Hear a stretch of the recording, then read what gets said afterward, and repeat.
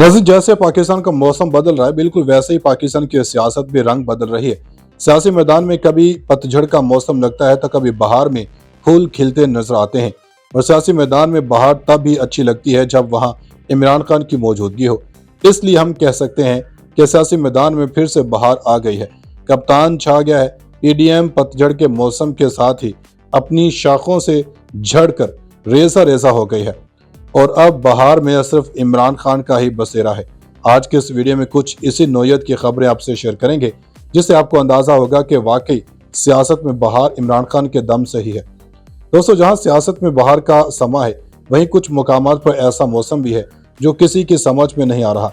इतलात हैं कि पाक फौज के एक जनरल की गिरफ्तारी होने वाली है और इस गिरफ्तारी से जहां नून लीग को खतरा है, वहीं साबिक मिलिट्री क़यादत भी शिकंजे में आने वाली है। अब इसकी क्या वजह है?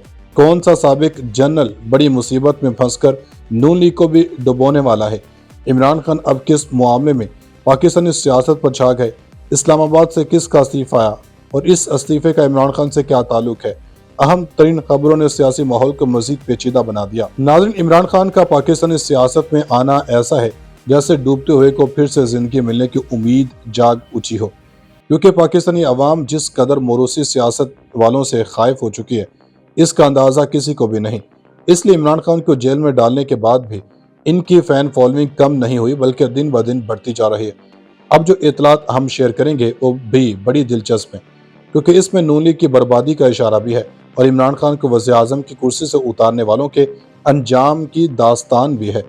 खबर है कि फैजाबाद धरना केस में एक साबिक जनरल को धरने का प्लान बन गया और ये प्लान मौजूदा हालात में क्यों और किसके इशारे और किसकी राह साफ करने के लिए बना, यह हमें आपको बताने की शायद ज़रूरत नहीं, लेकिन आपसे ये सवालात ज़रूर डिस्कस करेंगे कि इस्लामाबाद में किस इस्तीफे ने निगरान हुकूमत को हिला दिया?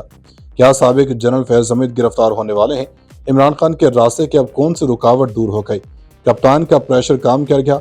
इस्लामाबाद से निगरान हुकूमत चलाने वाला फारिग हो गया? लेकिन घर के अंदर होने वाली लड़ाइयों का तमाशा जब बाहर वाले देखने लग जाएं, तो बदनामी सिर्फ लड़ाने वालों को ही नहीं बल्कि उस घर में रहने वाले हर फर्द की होती है। पाकिस्तान का हाल भी कुछ ऐसा ही है। पीडीएम नामी टोला सिर्फ खान साहब को तकलीफ देने के लिए पाकिस्तान का तमाशा सारी दुनिया में लगा रहा और बेइज्जती हर इदारे हर फर्द की हो रही है। फैज हमीद को क्यों गिरफ्तार किया जाने वाला है, इसका जवाब देने से पहले हम आपको बताते चलें कि 9 मई वाकया के हवाले से रावलपिंडी में मुकदमात का मामला रावलपिंडी पुलिस को चेयरमैन पीटीए और शाह महमूद कुरैशी से तफ्तीश की इजाज़त मिल गई। गुजरांवाला पुलिस ने चेयरमैन पीटीए इमरान खान से 9 मई मुकदमे में तफ्तीश करने के लिए अदालत से इजाज़त तलब की। गुजरांवाला पुलिस ने मौक़िफ़ अपनाया कि थाना कैंट गुजरांवाला में मुकदमा दर्ज है, चेयरमैन पीटीए की तफ्तीश की इजाज़त चाहिए। जज अबू अल हसन जुल्करनैन ने गुजरांवाला पुलिस एहलकार से इस्तफसार किया, आप क्या हैं? गुजरांवाला पुलिस एहलकार ने अदालत को बताया कि मेंबर GIT हूँ, तफ्तीशी अफसर हूँ। 9 मई मुकदमा में जज अबू अल हसन जुल्करनैन ने इस्तफसार किया, तफ्तीश क्यों करनी है, क्या सबूत हैं? पुलिस एहलकार ने बताया चेयरमैन पीटीए के खिलाफ सबूत मौजूद हैं। तफ्तीशी अफसर ने रिकॉर्ड जज अबू अल हसन जुल्करनैन को पढ़ने के लिए दिया। गुजरांवाला पुलिस एहलकार ने कहा कि कैंट गुजरांवाला पर हमला हुआ था, वही वक़ुआ है। 14 पुलिस मुलाजिम जख्मी हुए। जज अबू अल हसन जुल्करनैन ने इस्तफसार किया, पहले तफ्तीश नहीं की क्या? पुलिस एहलकार ने बताया नहीं, पहले चेयरमैन पीटीए से तफ्तीश नहीं की। अदालत ने गुजरांवाला पुलिस की इस्तदा मुस्तरद कर दी, जबकि रावलपिंडी पुलिस अफसर ने अदालत में कहा कि चेयरमैन पीटीआई शाह महमूद कुरैशी को अडयाला जेल में शामिल तफ्तीश करना है। जज ने पूछा, क्या इससे कबल चेयरमैन पीटीआई शाह महमूद कुरैशी को शामिल तफ्तीश किया गया? अदालत को पुलिस एहलकार ने बताया कि दोनों को शामिल तफ्तीश नहीं किया, शरीक मुलजिमान के बयानात पर शामिल तफ्तीश करना है। हमारे पास रावलपिंडी में 9 मई वाक़यात से मुतालिक FIA की रिपोर्ट मौजूद है। जज जुल्करनैन ने चेयरमैन पीटीए शाह महमूद कुरैशी के खिलाफ दर्ज मुकदमे का जायजा लिया। जज जुल्करनैन ने कहा कि कानून के मुताबिक सिर्फ तफ्तीश करने के लिए इजाज़त दे रहा हूँ। नाज़रीन, उधर इमरान खान के जिक्र के बगैर पाकिस्तानी सियासत अधूरी है और ऐसे वक्त में जब खान साहब अपनी मंजिल के नहायत करीब हैं, तो मुखालफिन यह कैसे सोच सकते हैं कि इनके मकरूह मकासद पूरे होंगे। एक खबर यह भी है कि निगरान वज़ीर आज़म ने principal secretary doctor Tauqeer Shah का इस्तीफा मंजूर कर लिया। डॉक्टर तौकीर शाह को 1 माह नोटिस के शर्त से रियायत दे दी गई है। डॉक्टर तौकीर शाह 31 अक्टूबर को प्रिंसिपल सेक्रेटरी का ओहदा छोड़ेंगे। एस्टेब्लिशमेंट डिवीजन ने डॉक्टर तौकीर शाह का इस्तीफा मंजूर होने का नोटिफिकेशन भी जारी कर दिया। ज़ाय के मुताबिक डॉक्टर तौकीर शाह को वर्ल्ड बैंक में मुलाजमत मिल गई है, आइंदा माह रवाना होंगे। سابق وزیر اعظم شہباز شریف نے ڈاکٹر توقیر شاہ کو 1 سال کے کنٹریکٹ پر تعینات کیا تھا۔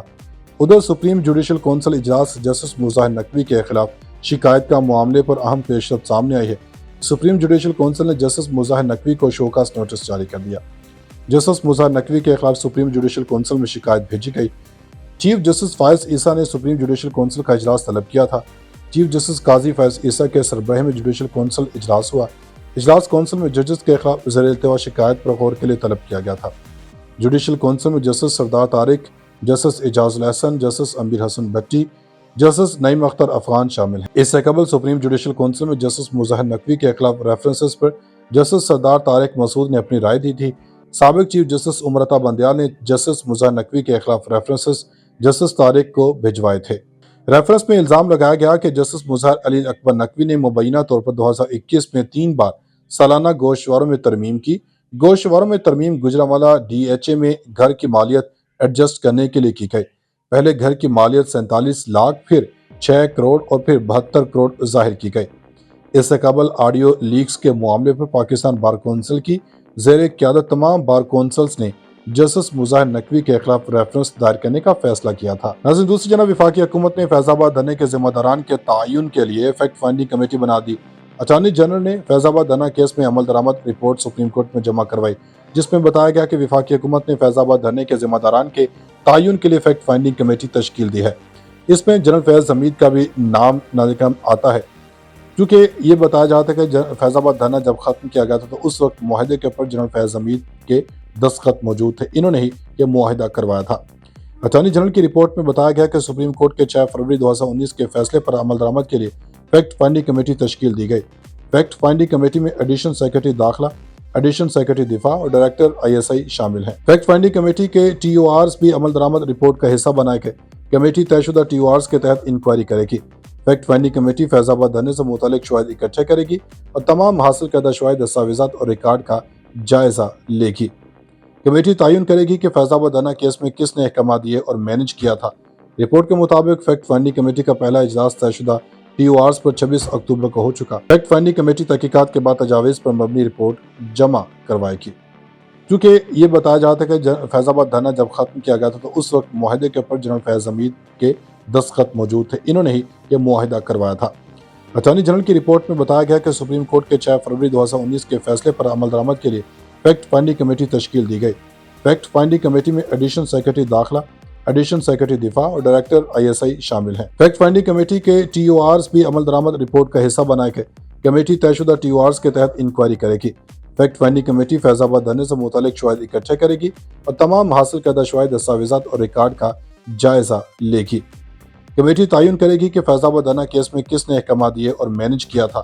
رپورٹ کے مطابق فیکٹ فائنڈنگ کمیٹی کا پہلا اجلاس طے شدہ TORs پر 26 اکتوبر کو ہو چکا۔ فیکٹ فائنڈنگ کمیٹی تحقیقات کے بعد تجاویز پر مبنی رپورٹ جمع کروائے گی۔